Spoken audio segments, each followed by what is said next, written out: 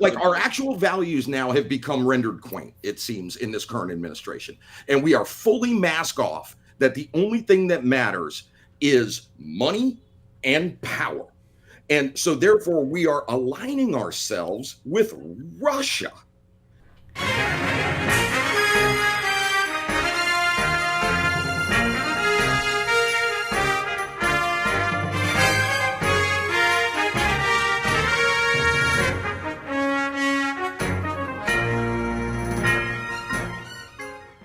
Welcome to Third Side Convo with your host, Bob Phipps. Your panelists today are Dunn Thomas. Hey. Jeff Nolan. Johnny Dunn. And Bill Russell. And now, your host, Bob Phipps. Welcome, everyone. Tonight on Third Side Convo, we're taking a hard look at Ukraine, its history, the current war, and what the U.S. should do next. Now, this isn't about just the latest headlines. This is a fight centuries in the making. You know, Ukraine has been caught between the East and West for generations, struggling for independence while being pulled into empire after empire.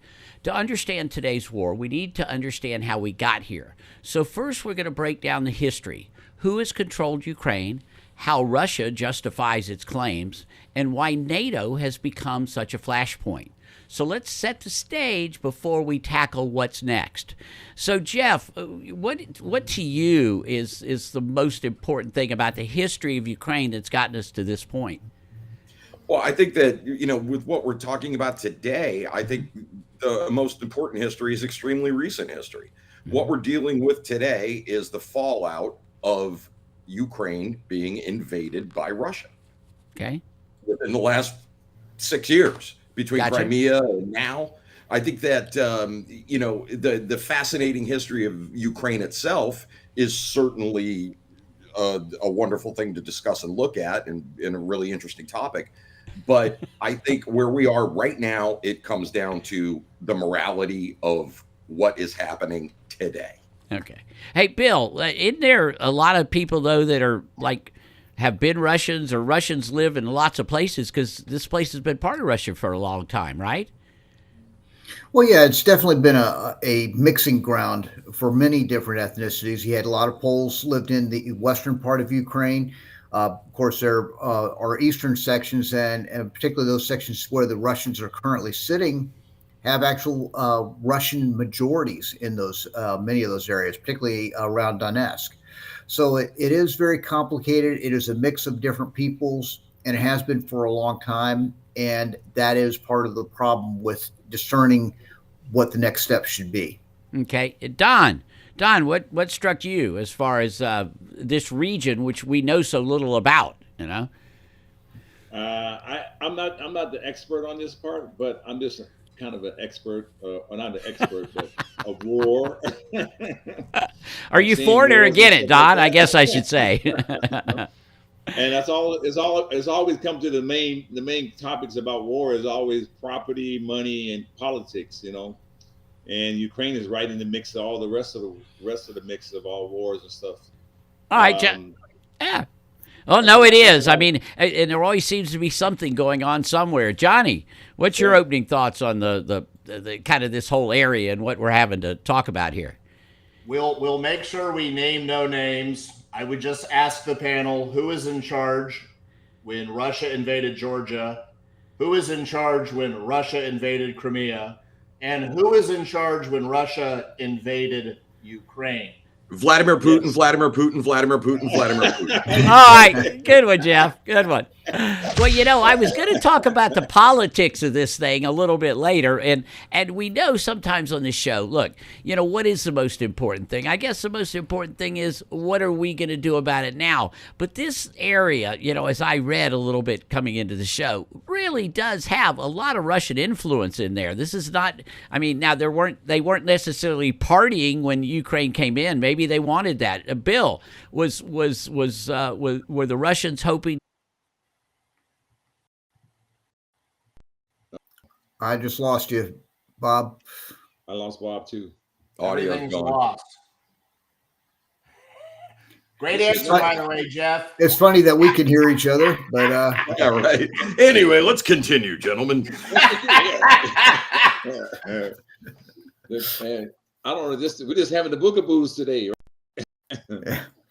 Talking about this war. We're having a war with technology. Maybe we're being, we're getting jammed by, Russian electronic interference. Yeah. This is a subject that people don't want to. Maybe it's Starlink. Right. no, it's not Starlink because that's what I'm talking to you through. Right. It was just the first one that came to mind, Bill. I meant casting those aspersions. Yeah. I'm thinking the Ukrainian drone got it. The three elements, Can you hear us now? Can you hear us now? Okay. We can hear you, Bob. Oh, thank the Lord. All right. Well, that's why they make an editing machine. Is that what they call that? Or a computer that can edit, right? All right. So let's see. Where were we? So, I mean, it looks like we're going to go away from the history of the daggum place, even though that's a lot of what I read. Is I said that, I heard that the Russians thought they would be treated better when they invaded, like thinking that people were, going to welcome them there. Bill, did you ever hear any of that? Well, there was some of that, but of course, there were the at least the ethnic Ukrainians that resisted the Russians when they came in, and they did fight. They have been fighting very bravely, at least at the small unit level, and the Russians have paid a very, very high price for their lack of training. And it's just like any endeavor: if you start out and it's misplanned and poorly executed, you're going to lose support. People are going to lose interest in helping you out. Okay. All right. Well, let's just cut straight to it then. I mean, let's talk about what are the options of what need to be done. Jeff, you first. As Americans, not, the particular president, doesn't even matter. What do we do? Of course. I think that, we're talking about a country in Ukraine that's answered our call in Iraq and Afghanistan, and Russia did not. And now we have just completely done a 180 on them and thrown them to the wolves. I think that we need to support them in material and intelligence, as we have been. Now, reasonable people can discuss what that looks like, and of course, everything has a price tag. But to me, the values that America has long-standing champions of democracy and freedom and security. I feel almost like we're hearing arguments from the right that, well, it just costs too much. What is the price tag? Like, what is too much for our values and morality? Well, and it seems like, Jeff, isn't it true that normally the Republicans are those ones that are actually supporting democracy and taking the American values all over the world? We generally do that. Johnny, let's go with Johnny. Johnny, why does it seem like we're, the people on the right, why are the people on the right seeming to be giving up on Ukraine now? Well, I don't think that's the case. I mean, how many billions of dollars are missing? And we want to protect a democracy that has suspended the church, that has suspended the Constitution, implemented martial law, eliminated political opposition. We're paying salaries of people in Ukraine. They've suspended television. There's no free speech. There's no plan. That's the problem. And there's all this money going over there with zero accountability. So the current administration does want to do it, but they want to do it right. And it has You really believe that? As of yet. No, I highly disagree. I'm sure you do. Yeah. What a shocker! I'm just going by the facts. Somebody, I'm not going to say any names. Somebody got up in front of the nation, from the world, and got up and said, or they're lying about, we gave all this $300 billion to Ukraine, and actually we gave less. We only gave $143 billion, and it's not $300 billion going. Europe is giving more money than we have given. So it's a perpetuated lie that we're doing all this stuff for Ukraine. And And why Is we're the doing person it, who we're is only doing leading it for one. Ukraine, did he not We're say only doing like it. 50 billion is Yeah, undercounted? we're doing it for. We only Did do it that for a happen? couple of I reasons. saw it come out of his mouth. Yeah, we're doing it for a couple of reasons, and it's minerals that we want. We don't go other countries that don't have minerals. You don't try to go in war against them. There's minerals that we need and other people need. That's why the truth is people go after other countries because they want something from that country. And Ukraine has minerals that everybody wants, and so everybody's supporting them. So that's the bottom line. So let's not. That's why the current administration is doing it and doing it No, he's right. not doing it right. He's just Because doing with the all the same former thing. administration, they settled these sanctions. It was all BS. None of it worked. It's a total joke. So the right isn't against protecting Ukraine. We just want to do it right where everybody wins. And there's just not all this random money flying over there. Jeff, okay. Will somebody point out to me what Okay, is that one at a time. plan where everybody wins? What are you talking about? What am I talking about is, we'll support you, but we also need to get something out of the deal as well. This can't just Why does everything have to be transactional? Right. Is Well, it has to morality be. Look, or American you values can't just- unimportant? Are you going to just print more money? Our actual values now have become rendered quaint, it seems, in this current administration. And we are fully mask off that the only thing that matters is money and power. And so therefore we are aligning ourselves with Russia to the detriment of our long-standing friends and global partners in Western Europe. I mean, without even getting into remember in this presidential election, I think you're misreading the situation. NATO? One of the candidates Hold on, one at a time again. by the other candidate and goes, it's not the Cold War anymore. Russia's not a threat. But now all of a sudden they're a threat.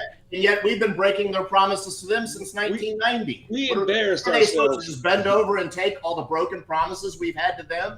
Republican Jesus Ronald Reagan is rolling over. Okay, all right. Well, I knew this was going to go well. So, Bill, I'm going to have you start out the next segment and go on and answer some of the some of the people on the left's arguments. We're going to take a brief break right now, see if we can get down from the naming of everything out there. By everybody. So please subscribe on YouTube, thirdsideconvo.com. You know, it's just regular people.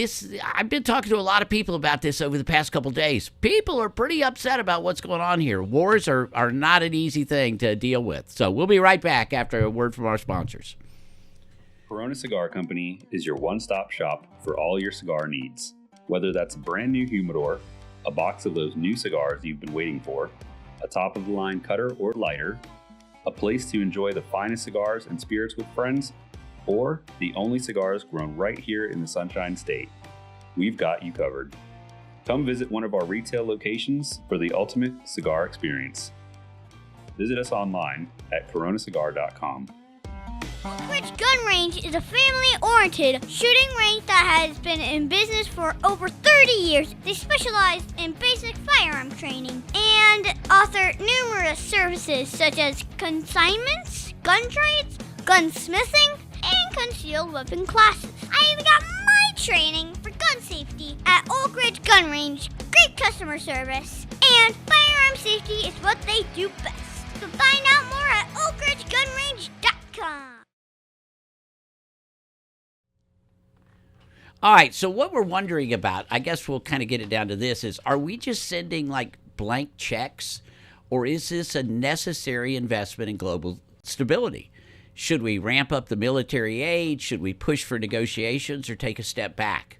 So let's break down the actual options we've got and what path really means, what each path means. So, Bill, let's start out with you and some of the concerns that the left was saying. Are we literally giving up on what we normally would be behind? Is this just all a political thing? I don't know. It's kind of shifted as you look at all the issues that John so eloquently laid out in terms of the corruption, the interruption of the church, the interruption of elections and the television. And keep in mind that Ukraine, or rather, when you look back at previous wars, going back, say, to Vietnam and looking at what went on in Iraq and Afghanistan, none of those governments were any more corrupt than the governments we've had in Ukraine. And part of this is a result of Ukraine's history, where you've got a history of oligarchs since the downfall of the Soviet Union who have vied for power.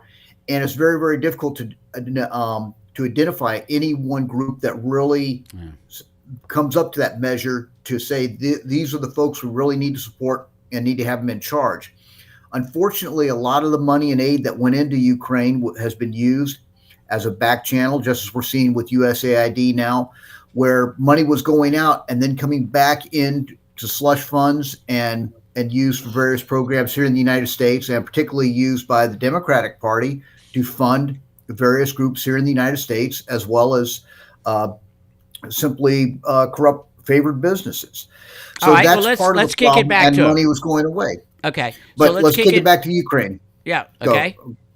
So I'm saying is that fair, Jeff and Don, that there's probably a lot of graft going on there, and there's probably Certainly. yeah. I mean, I heard Certainly. that there's people. What I heard was that there were people on the front line that have to buy weapons for people, that are the middlemen that are taken off the top too. Like it's. I mean, that's an anecdote. No, well, it is, but it's still, who do you actually support there? Zelensky, I guess. What's his support now? I mean, Zelensky's support apparently is less than Congress right now, from what I understand. That's not true in Ukraine. Call me crazy or fundamental. Call me crazy or fundamentalist. I don't know what you want to call me. Call me anything. But when someone breaks in your house or breaks into your yard and they start taking over your stuff, you're going to do anything to retaliate. It may not be all pretty and stuff, but you're trying to protect something that was yours, that somebody invaded your house or your country. It ain't a person on this purse in here, or a person in America. If someone invaded your house, you would do everything to try to get those people out of your home. Everything you need to do, you have to scratch, beg, steal. Okay, what's it going to take to get them out of the house? It's going to take to get them out of the house is for Russia to get the hell out of their country, and that's going to take us, everybody else, is saying, hey, look, you just don't invade countries on your at will. Everybody in this world get on the same page and get Russia out of there. That's what it's going to take. All right, Johnny, what's it going to take? Is that possible? Look, I don't know. I'm just glad the greatest negotiator of time is in office right now. I have zero doubt that this will get resolved in the best possible way. Six wow. Yeah, right. Religion is You a have funny to kidnap thing. your own people off the street to fight in a war. That's problematic. So You think? All right, Bill, you've been in the military, right? Okay, hold on. Bill's our one military guy, right? He's been in the military. And Bill, you also happen to be currently in Poland, which, if I'm not mistaken, is closer. I'm not very good on geography, but I think you're closer to it, right? than in fact, like I said, the Polish actually took over part of Ukraine a few hundred years ago. So what is it going to take to get them out? I mean, can we really take back all that land? Is it likely? How can it be done? I think the reality is it would take we're talking World War III if we're going to get in with Europe, the United States, and everybody to go run Russia out of the areas all the areas that they've taken so far. Within that mix where you've got some serious, absolute Russian majority areas, those might need to be negotiated away. And unfortunately, the reality is that some concessions are going to have to be made by Ukraine. Now, the secret in terms of the negotiating process going on right now, when we look at the issue of minerals and mineral rights, which is really important because that gives the United States now an economic interest. So maybe we can take that NATO membership off the table, have the United States interest in the economic interest in those mineral areas, develop, improve the economy of Ukraine as a road to recovery from this war. And there's a lot of good things going on there in the background. And I don't think we're abandoning Ukraine. It's just a matter of we want to end this war and do it right and do it in a way that doesn't lead to World War III. And, there's a lot of bad people out there, a lot of okay, Jeff, Jeff, answer that one. Answer that one. How do we really get that to happen? Is it going to take World War III? I think that there's a bit of an assumption there on Bill's part that the president of Russia can be trusted, and that this isn't just a stepping stone. It's I mean, look at the man's history, and and then as far as this idea that they can't make the Ukrainians themselves cannot expel the Russians from land, I think is flawed, because the Vietnamese did it to the Americans, the Afghanistans did it twice. The Afghanistanis, excuse me, I mispronounced Exactly. it. And so it's in the fact that that we're 3 years into this thing that, of course, the big dog in the fight thought would take 20 minutes speaks volumes. Mm-hmm. Okay. Well, Johnny, but I mean, how? I mean, I actually, when I heard about the fact of them wanting to put American monies and companies in there, that actually kind of scared me a little bit, that would put us closer to having to, or closer almost to World War III, because of the fact that we'd have a presence there, which would offer security, one would think, to Ukraine if the money is invested there.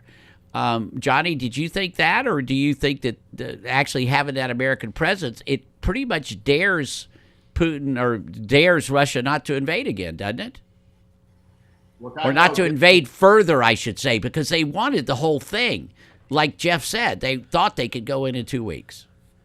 I thought it was one of the genius chess moves of all time. You don't play a lot of chess, do you, Johnny? You don't play a lot of chess. I am like a modern day Gary Kasparov, Jeffrey. Good choice of name.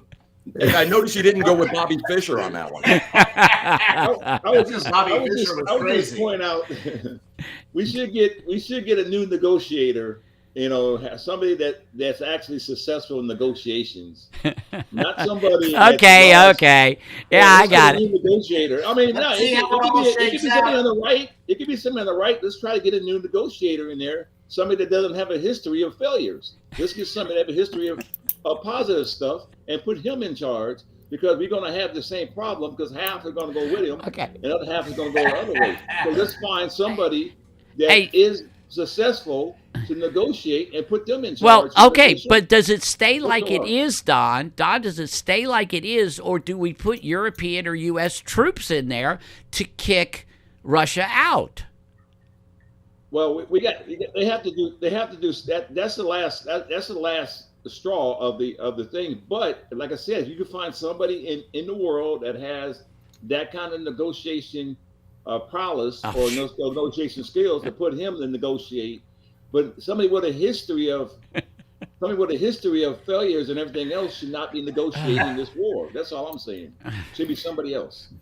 Don, you weren't quite ready with this show, were you? Okay. No, I wasn't quite ready. I know. We told you. Yeah, we had Ted in there. Don. It's okay. Put in at the last second. The funny thing is, guys, listen. I'm just coming from a human being's perspective. Donna, that's what I want.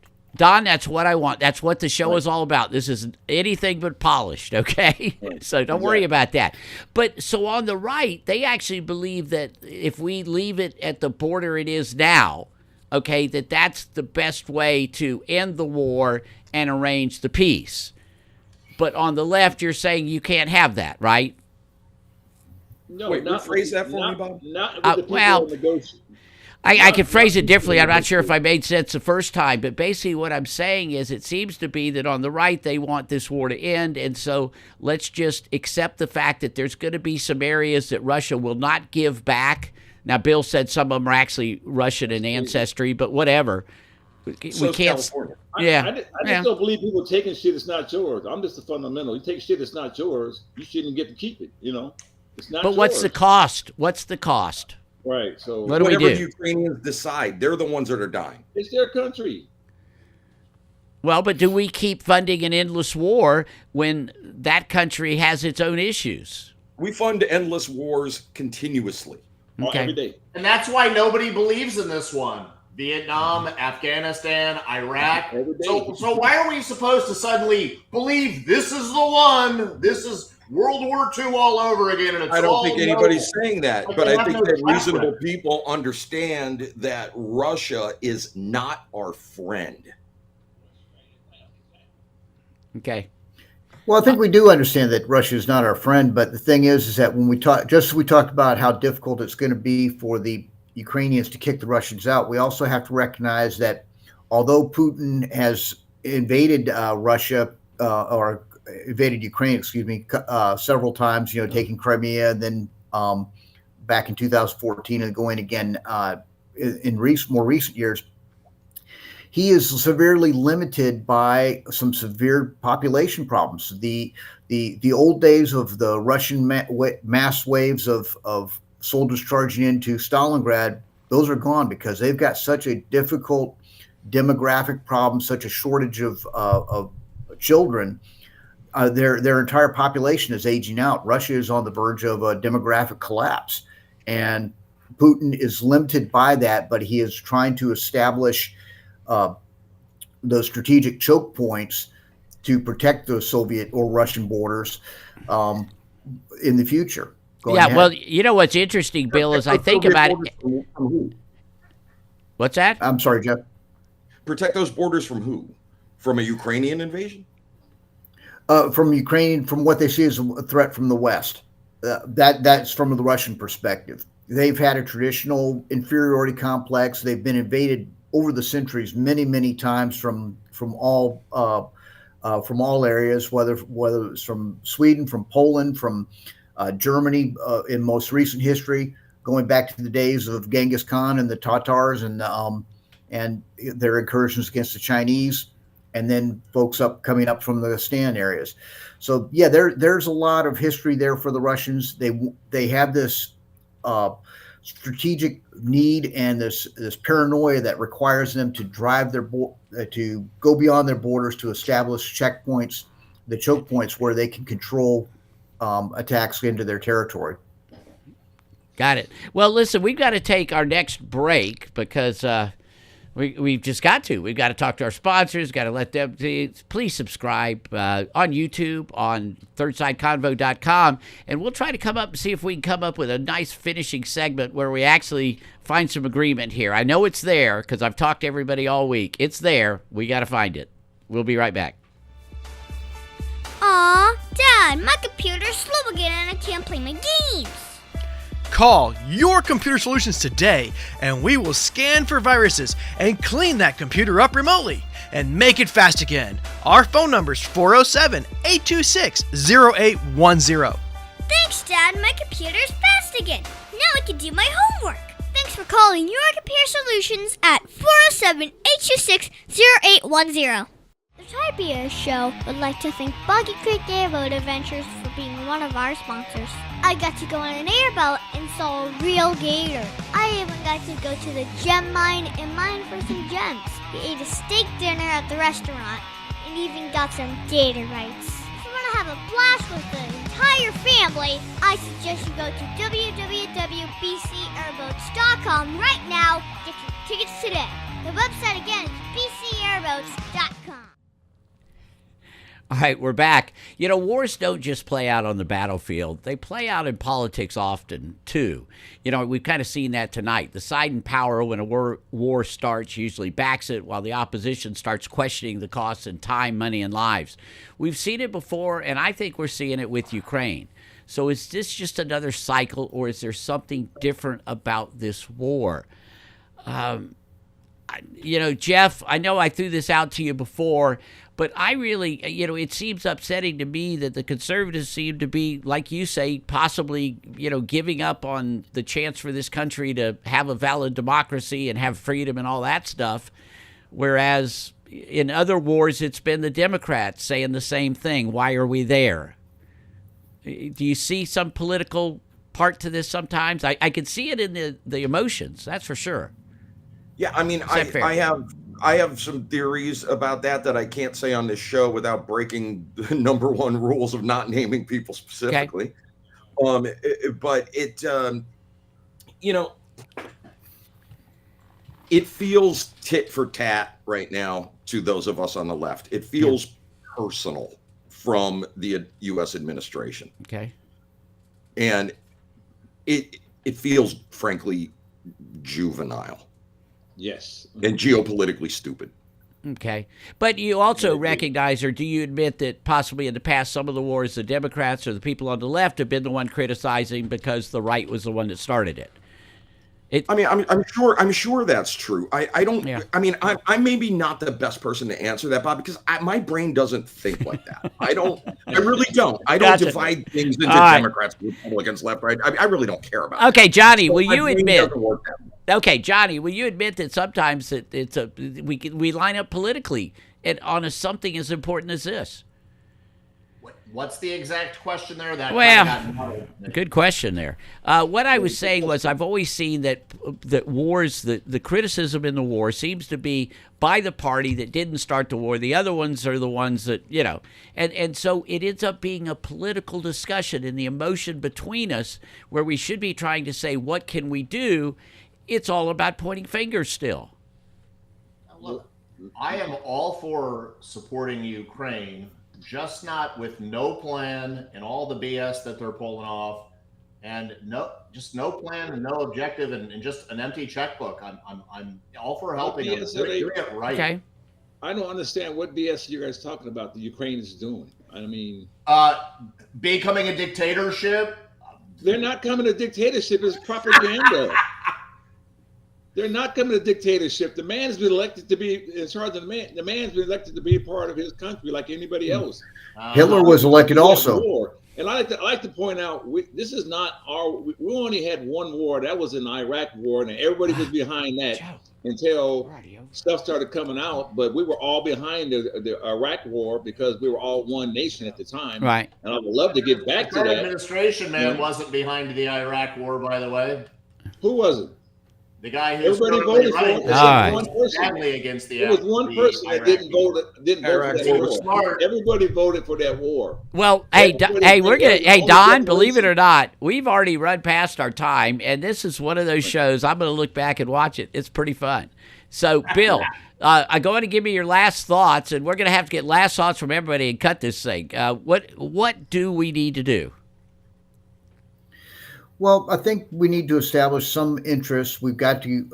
We're going to have to give up on the issue of NATO membership for Ukraine, because that's something that the Russians just perceive as an essential element of their survival in the future, is not to have NATO on their doorstep in Ukraine. But we could have U.S. interests, economic interests there, and further Western European interests there through mineral rights of various trades and economic programs that would help secure and prevent future Russian invasions. Perfect. Vladimir Okay, Putin well, is not our friend. Let's go with that. Jeff, Okay. last thoughts on this. I mean, would that be a good idea? Go. I understand about taking NATO off the table. I do understand. I am not dug in on NATO for Ukraine in the short term, though I will point out the president of the Ukraine has offered to step down if NATO membership is fast tracked. Okay, Now, what I gotcha. would say to my friends on the right who feel that the Ukrainian president is so corrupt and lining his pockets and it's all a big grift, why is he physically still there? Like so many tin pot dictators, he could and has been offered the opportunity to leave the country and lead from afar, and he has chosen not to. And you know that guy is not long for this world, particularly now. It is amazing. It is amazing. All right, Johnny, your final thoughts, 10 seconds, final thoughts. Did you get anything out of it? My man from Ukraine is a comedian by heart, so I know he's got heart for the people. If you're committed to make people laugh, you cannot be all that bad. That's all I have to say. Perfect thought on that, Don. He does the same thing you do. He must be a good guy. Johnny, your last thoughts, and then we're going to end this stuff. John Wayne Gacy, one of the most prolific serial killers of all time, dressed up as a clown and made people laugh. Oh, my God. Well, you finished it well. All right, guys. You know, what's so funny about this is... Johnny. No. We're going to end this show. You know, this is just the way it goes sometimes. You know, their emotions are so high right now, which is why we need to keep talking, okay? We understand the end of this Ukrainian war is not going to be simple. It's not going to be easy, and not everybody's going to like it. But, boy, it would be nice when it ends. Take care to y'all. Please subscribe on Facebook, on thirdsideconvo.com, and we'll see you again for another chapter of Third Side Convo. Thank you so much.